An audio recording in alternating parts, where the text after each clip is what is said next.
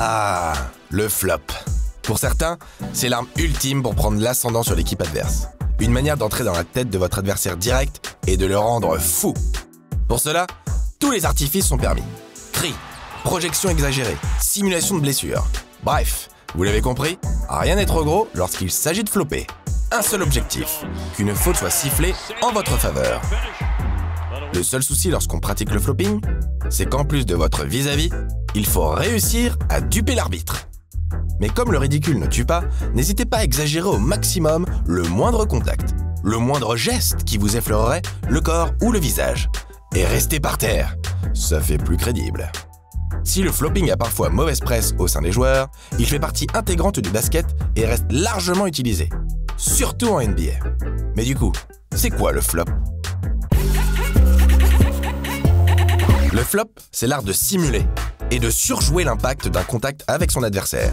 Pour cela, il faut qu'il y ait une interaction entre un attaquant et un défenseur. Le flop peut être utilisé dans plusieurs cas de figure. Un grand classique, le flop lors de la pause d'un écran. Celui-là est particulièrement commun en NBA. Autre favori des floppeurs, la chute à la Matrix, lorsqu'on s'interpose face à un attaquant lancé vers le cercle.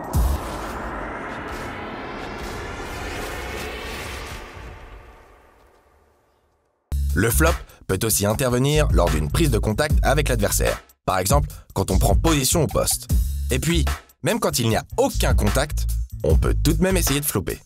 Dans tous les cas, il faudra être crédible pour que l'arbitre tombe dans le panneau et vous accorde la faute.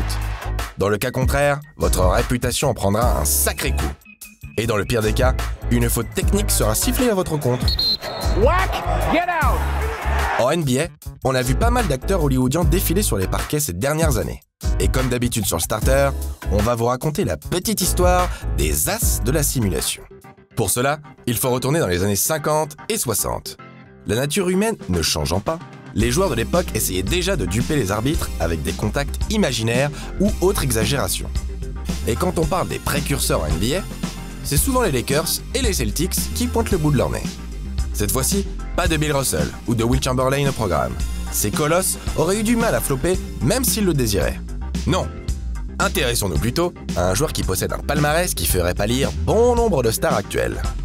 Frank Ramsey occupe le poste d'arrière dans la mythique équipe des Celtics des années 60. 7 fois champion et Hall of Famer, Ramsey est également considéré comme le premier véritable sixième homme de l'histoire de la NBA. Si Ramsey a largement le niveau pour tenir sa place dans le 5 de départ, le coach au cigare Red Auerbach préfère qu'il garde de l'énergie pour les fins de match serrés. À l'époque, pas de titre de meilleur sixième homme pour attester de l'efficacité de Ramsey. Mais les 15 points de moyenne qu'il engrange durant 5 saisons consécutives permettent de confirmer les qualités offensives du Kentucky Colonel. En plus d'aptitudes développées pour le basket, l'ami Frank savait également comment s'y prendre pour récolter des fautes offensives imaginaires. Véritable précurseur en la matière, c'est lui qui importe le flopping en NBA. Comble de l'ironie, son coach était un critique véhément du flopping. En effet, Red Auerbach a même manifesté son rejet de cette tactique à travers cette vidéo où il décrit la chute intentionnelle comme un jeu d'acteur hollywoodien. Ramsey, lui, décrit ses intentions truqueuses comme telles. Premièrement, je n'oublie jamais où sont situés les arbitres avant d'agir. Puis, quand mon adversaire est sur le point de me dépasser, je déplace mon corps de manière à me placer devant lui sans bouger. Enfin, au moindre contact, je tombe. Avec un peu de chance, la faute sera sifflée contre lui. Finalement, le numéro 23 des Celtics se décrit comme un pro du passage en force. Et quand on voit sa réussite en carrière, on se dit « pourquoi pas ?» Allez, on fait un saut dans le temps, direction les années 80, plus précisément dans le Michigan, dans la ville que l'on surnomme Motor City, Détroit. À l'époque, la ville drafte plusieurs joueurs qui vont devenir les piliers de la future équipe des Bad Boys. Isaiah Thomas, Dennis Rodman et Joe Dumars pour ne citer qu'eux. Adeptes du jeu ultra défensif de l'époque, les Bad Boys sont doublement titrés en 89 et 90. Et la dureté et le vice de l'équipe sont symbolisés par un joueur, Bill Laimbeer. Colosse de 2,11 m est un véritable boucher. Chez Bill, décapiter les attaquants adverses est une seconde nature. De Jordan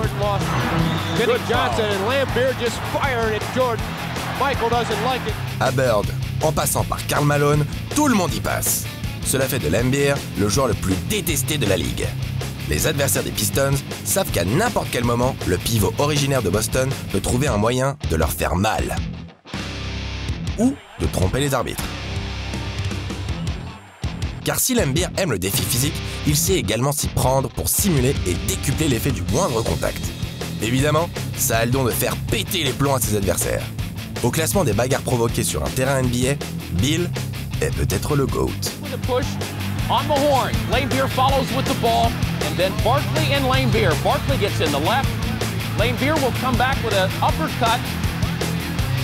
Laimbeer, who's had that mouse under his eye for most of the season, also... Comme Ramsey avant lui, le joueur 4 fois All-Star est aussi un excellent joueur de basket. Capable de shooter à 3 points, ce qui est encore rare pour un pivot à l'époque, c'est un véritable intimidateur qui domine ses adversaires sur le plan physique et psychologique. Finalement, l'essentiel quand on se met à flopper, c'est d'assurer sur le terrain. Car en plus de passer pour un lâche et un tricheur, vous perdez votre crédibilité auprès de vos adversaires. Passons à un joueur qui a su élever le flopping au rang d'art. C'est un véritable don qui a été donné à Vlade Divac pour maîtriser à ce point la simulation. Le pivot serbe des Lakers et des Kings, oui, c'est possible, est un formidable pivot doté d'une excellente vision de jeu et d'une palette offensive extrêmement variée.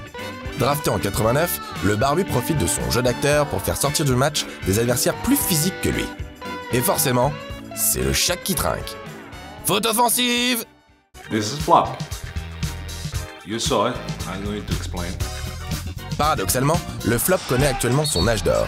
À l'heure des réseaux sociaux et des caméras omniprésentes aux quatre coins du terrain, les floppers continuent d'essayer de duper le monde entier, bravant les railleries des fans qui adorent se moquer des attitudes louches. Le champion dans ce domaine, vous le connaissez. Le Shaq. Encore lui. Dans sa célèbre émission Shaqtin' a Fool, il s'amuse à débusquer les imposteurs de la balle orange. Et il faut dire qu'il nous fait bien marrer.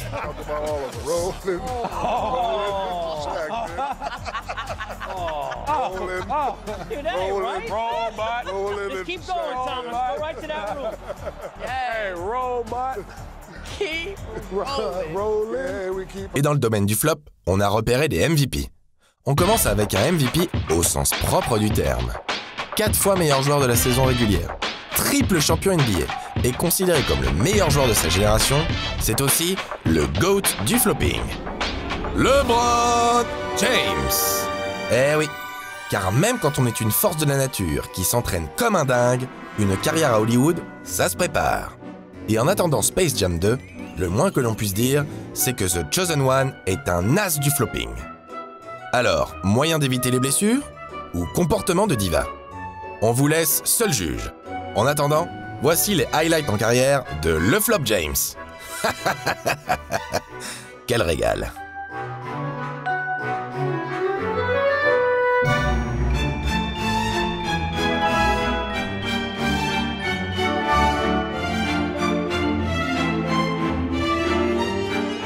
En matière de vice, un autre champion NBA peut concurrencer LeBron. Lui, c'est un tout jeune retraité des parquets. N'habitué de nos starters, El Manu Ginobili. Dans le football, Luis Suarez est sans doute le modèle absolu en termes de triche, celui qu'on montre dans toutes les bonnes écoles de flopping. Vous voyez un peu? Maintenant, regardez ce que ça donne en NBA, version Ginobili. Grand art! De nos jours, les règles de la NBA ont évolué pour favoriser au maximum l'attaque et le scoring. Tout est fait pour diminuer les contacts. Et les défenses se sont adaptées, les joueurs utilisant un arsenal de plus en plus complexe de simulation et d'exagération pour empêcher l'équipe adverse de scorer. Pour terminer ce starter, survolons rapidement les maîtres actuels du flop. À tout seigneur, tout honneur. Marcus Smart s'impose comme l'un des prétendants les plus sérieux au titre de meilleur flopper all-time. Et on pèse nos mots. Le meneur, backup de Kyrie Irving aux Celtics, est un excellent défenseur au style rugueux. Derrière la façade se cache un joueur rempli de vices et de travers.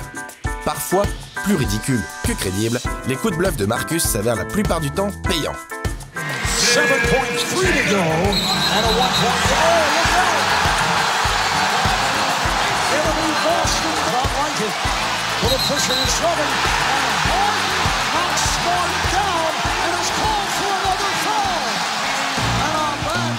Pour ce starting five des meilleurs simulateurs, on a réussi à constituer une équipe plutôt marrante. En compagnie de Marcus Smart, on retrouve tout d'abord Chris Paul. CP3 est considéré comme un meneur de très haut niveau, mais il a ses parts d'ombre. Parfois, l'appel du flopping est plus fort que tout. Et si Paul fait partie des joueurs les plus détestés de la ligue, c'est en grande partie dû au fait qu'il reste considéré comme un joueur soft et truqueur. Exactement le genre de joueur qu'on adore détester. Un autre joueur qu'on adore détester, c'est bien James Harden. Le barbu des Rockets est avant tout un fantastique scoreur. Avec ses step-backs assassins, l'arrière est capable de porter l'attaque de son équipe à lui seul. Mais dans la besace de James, on trouve aussi quelques absences défensives. On vous l'accorde. Oh my God! Surtout, bonne dose de vice. The Beard est presque aussi loin en flopping qu'en attaque. Jugez plutôt.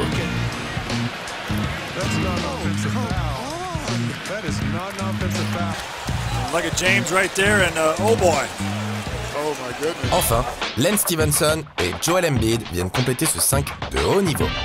Tous deux promis à une belle carrière d'acteur, le pivot des Sixers et l'ailier des Lakers font le show sur le terrain dans tous les sens du terme.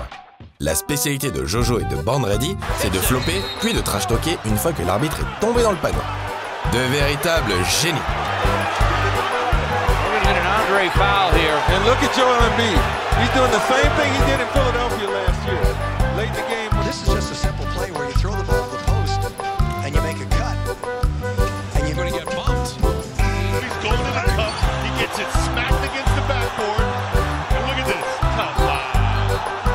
Like that's going to do anything.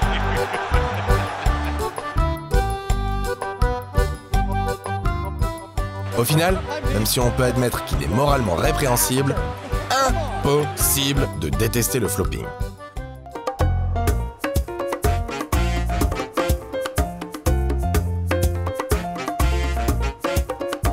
Sauf quand il est sifflé contre notre équipe favorite.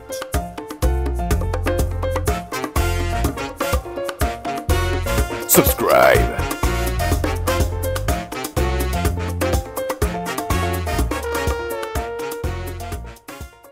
Now here we have the two guys. Look at this. A little flop by Divac. Yeah, this is flop.